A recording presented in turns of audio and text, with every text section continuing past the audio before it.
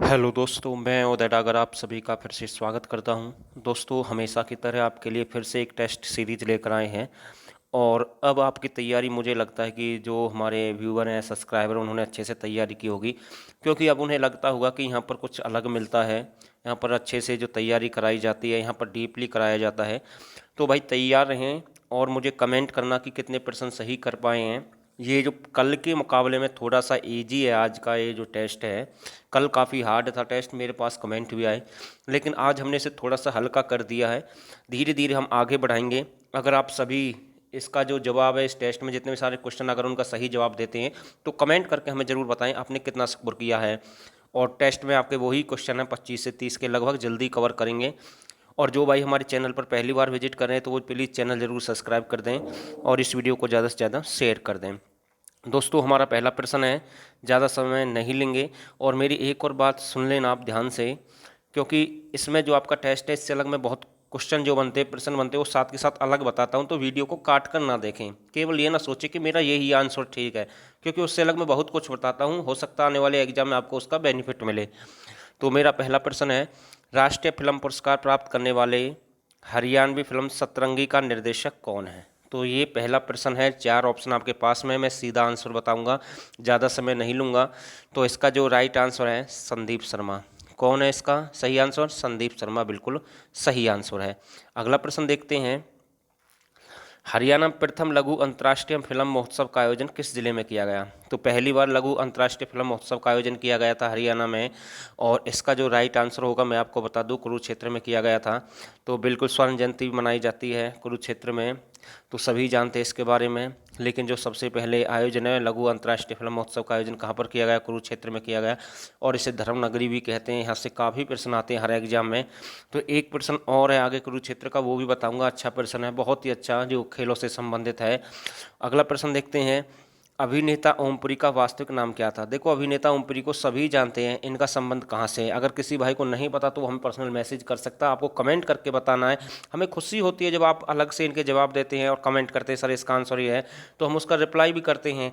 ऐसी बात नहीं है जो आंसर नहीं देते, उनका कुछ जवाब नहीं देते, हम बिल्कुल देते हैं।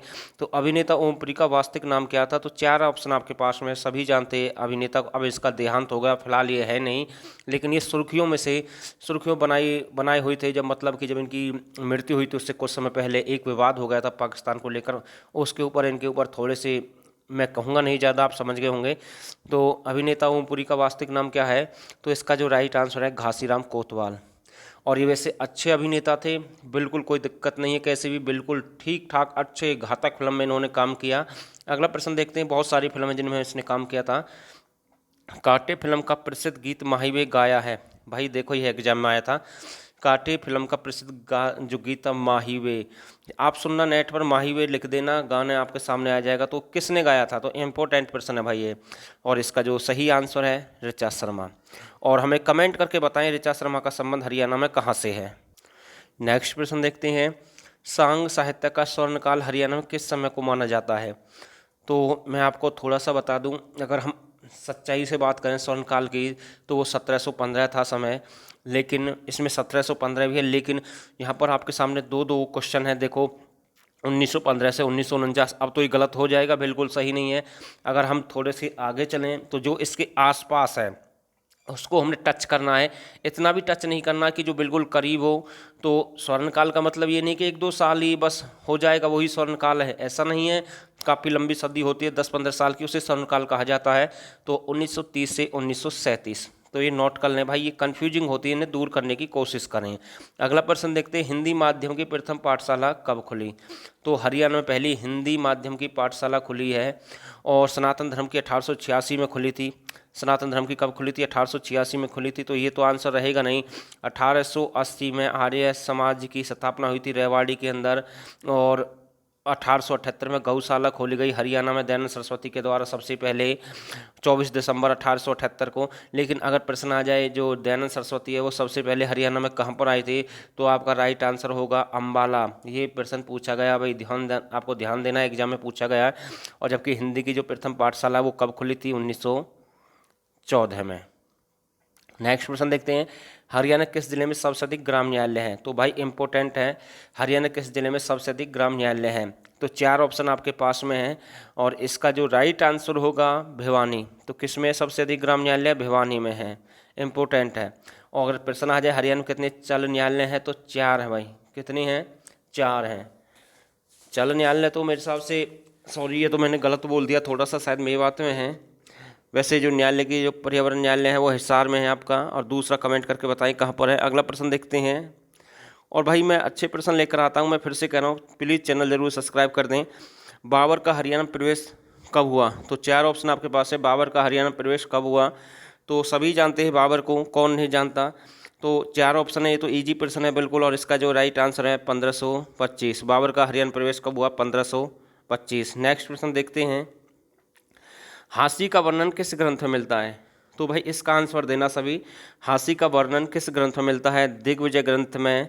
तो मैं आपको बता दूं दिग्विजय ग्रंथ है जो नकुल दिग्विजय ग्रंथ है, इसमें रोहतक और सिरसा का वर्णन है। अगर दोनों एक साथ आ जाए तो रोहतक सबसे पहले टच करना है। और दूसरा है पृथ्वीराज रासो ग्रंथ है, काव्य ग्रंथ है, इनमें से कोई नहीं है। और मुझे पता दिग्विजय ग्रंथ सब लगाएंगे ज़्यादातर। इसका आंसर हास्य का वर्णन किस में बताएंगे? दिग्विजय ग्रंथ बताएंगे, लेकिन ये गलत आंसर है। इसका जो राइट आंसर है पृथ्वीराज रासो। एक और प्रश्न बताना भाई, हांसी का जो किला है वो किस शताब्दी का बना हुआ है? चलो मैं बता देता हूँ, वो 12वीं शताब्दी का बनाया गया था। कौन सी शताब्दी का था? 12वीं शताब्दी का था। अगला प्रश्न देखते हैं। हरियाणा बांगड़ क्षेत्र में होली के अवसर पर महिलाओं के द्वारा आयोजित किया जाने वाला प्रसिद्ध नृत्य कौन सा है? तो महिलाएं इस नृत्य का आयोजन करती हैं होली के अवसर पर। और ये जो प्रसिद्ध नृत्य है वो है लूर नृत्य। कौन सा है? लूर नृत्य। और मैं आपको बता दूं ये बांगड़ क्षेत्र का है। मैंने नाम इसमें पहले लिख दिया। पूछ ले भाई किस क्षेत्र का प्रसिद्ध है? बांगड़ क्षेत्र का है।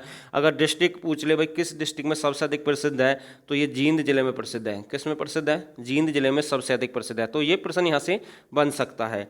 अगला प्रश्न देखते हैं। हरियाणा में किस नृत्य को गिद्धा कहा जाता है? देखो नृत्य तो सभी जानते हैं, रतवाई है, मंजीरा है, ये मेवात के नृत्य हैं। लूर नृत्य होली पर प्रसिद्ध है। गोगा नृत्य आप सभी जानते हैं, कृष्ण जन्माष्टमी के बाद आता है, तो इसके बारे में जानते हैं। लेकिन धमाल नृत्य एक ऐसा जिसे हरियाणा गिद्धा भी कहा जाता है। तो भाई इसे नोट कर ले, इंपॉर्टेंट प्रश्न है। और मैं फिर से कह रहा हूँ जिस भाई को अच्छे से तैयारी करनी है वो हमारे चैनल पर पेड बैच चला हुआ है, वो हमारे साथ जुड़ सकते हैं। बिल्कुल डीपली कवर करा रहे हैं। 199 रुपये में आपका बैच है। फुल कंप्लीट हरियाणा जीके 2 महीने का कोर्स आपको दे रहे हैं। इसमें आपको वीडियो क्लास है, PDF है, आपकी ऑनलाइन टेस्ट है इसमें आपका, और हरियाणा करंट अफेयर है। तो मतलब कि इतनी सारी सुविधाएं बिल्कुल आसान से हार्ड लेवल तक, जहां से आप प्लस हो सकते हैं दूसरे कैंडिडेट से। तो आप यहां पर इसका फ़ायदा उठाएं। एग्जाम कभी भी हो सकते हैं। ये ना सोचे कि आचार संहिता लग गई है, एग्जाम डेट फिक्स हो सकती है, जब चाहे सरकार फिक्स कर सकती है, कैलेंडर जारी कर सकती है। केवल फाइनल रिजल्ट और ज्वाइनिंग नहीं होगी, मैं इतना कह सकता हूँ बस। और स्क्रीन पर आपके सामने नंबर है, आप यहाँ से हमारे साथ जुड़ सकते हैं, तो यहाँ से आप ज्वाइन कर सकते हैं। अगला प्रश्न देखते हैं। हरियाणा में कुल कोस मीनारों की संख्या कितनी है? तो 4 ऑप्शन आपके पास में है। तो हरियाणा में कुल कोस मीनारों की संख्या कितनी है? 88 है। एक ऐसी बनी होती है, ऐसी नहीं, ऐसी एक कुतुबशी बनी होती है।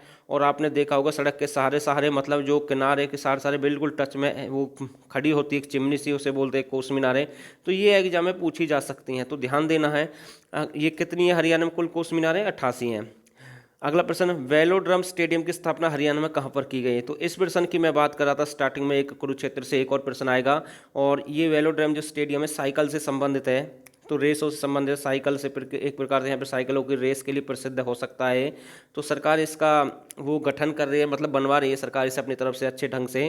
तो इसका जो राइट आंसर होगा कुरुक्षेत्र। अगला प्रश्न देखते हैं। बलिदान स्टेडियम हरियाणा में कहाँ पर है? तो इसका जो राइट आंसर है बलिदान स्टेडियम की अगर हम बात करें तो ये आपका चरखी दादरी में है। कहाँ पर है? चरखी दादरी में है। तो भाई सच्चाई से कमेंट करना कितने % सही कर पाएंगे आप इस वीडियो में।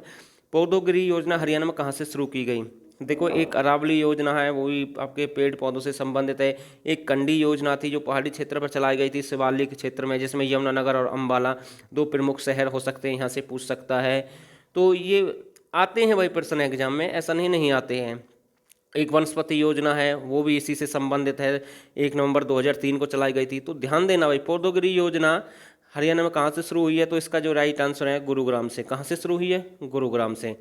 हरियाणा के गिरजाघर किस शैली के बने हुए हैं? तो भाई ये इंपॉर्टेंट प्रश्न है, इसलिए हम आपसे कहते हैं थोड़ा सा डीपली पढ़े तभी सिलेक्शन होता है, और वो काम हम कर रहे हैं। जल्दी से ज्वाइन कर ले भाई, पेड बैच स्क्रीन पर आपके सामने नंबर है। हरियाणा के गिरजाघर किस शैली के बने हुए हैं?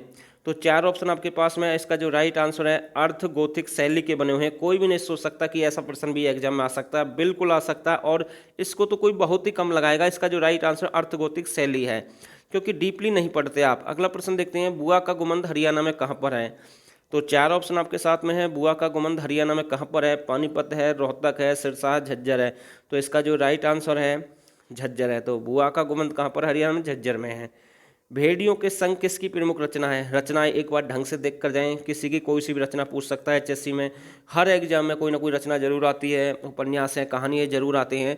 तो ये जो भेड़ियों के संग किसकी रचना है? उदय भानु हंस। किसकी है? उदय भानु हंस की प्रमुख रचना है।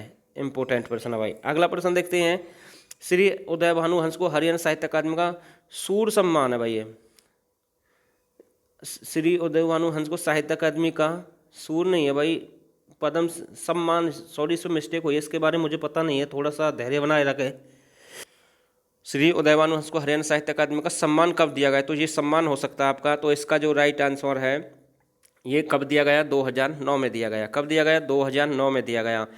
हरियाणा में होम रूल आंदोलन का प्रमुख नेता कौन था? कौन नहीं जानता, इजी प्रश्न है भाई। हरियाणा में होम रूल आंदोलन का प्रमुख नेता कौन था? पंडित नेकीराम शर्मा। और इन्होंने कौन सी पत्रिका निकाली? संदेश। कब निकाली? 1930 में। कहाँ से निकाली? भिवानी से। अगला प्रश्न देखते हैं, किस तीर्थ स्थल को 7 नदियों का मिलन स्थल कहा जाता है? सभी जानते हैं, इजी प्रश्न है बिल्कुल, बहुत ही हल्का प्रश्न। सन्निहित झील नहीं, सन्निहित तीर्थ के नाम से भी आ सकता है, झील के नाम से भी आ सकता है।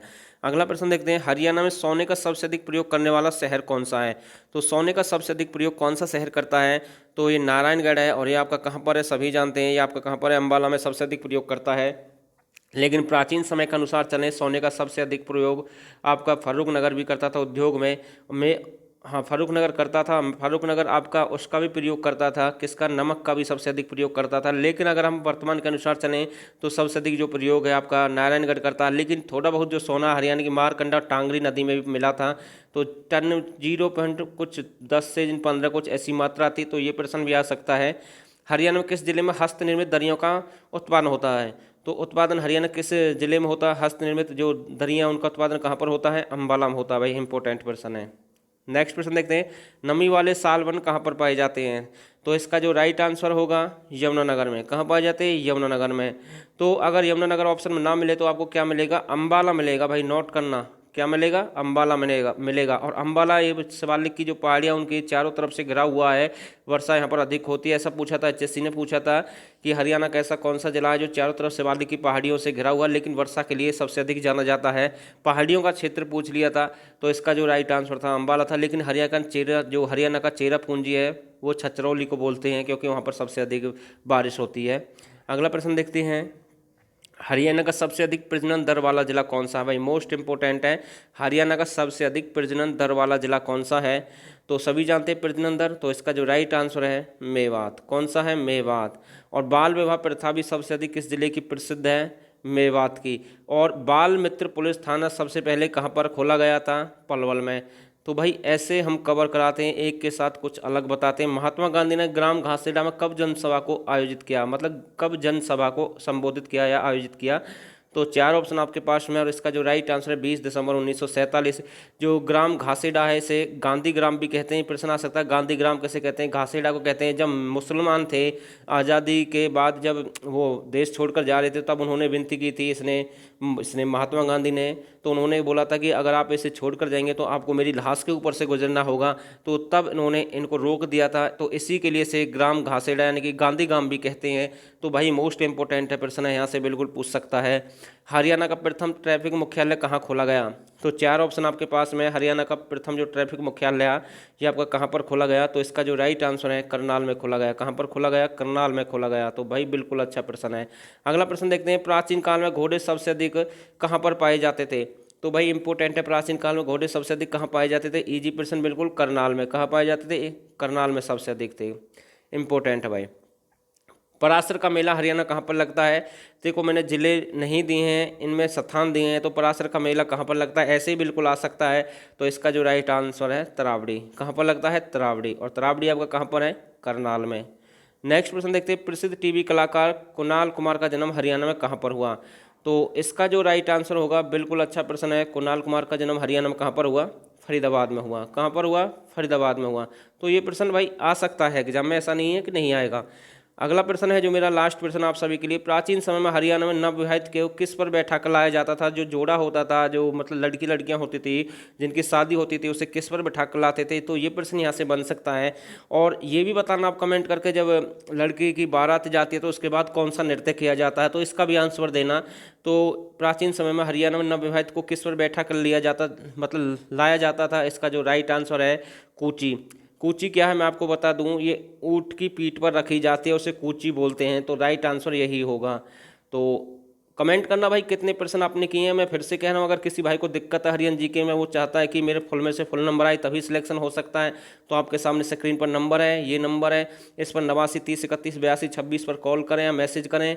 केवल वही करें जिन्हें नौकरी चाहिए, जिन्हें पेड बैच ज्वाइन करना है। तो यहाँ पर हम डीपली कवर करा रहे हैं, बिल्कुल वही कवर करा रहे हैं जहाँ से आपका सिलेक्शन हो सकता है। और दोस्तों, आप सभी ने इस वीडियो को यहाँ तक देखा, आप सभी का बहुत बहुत धन्यवाद।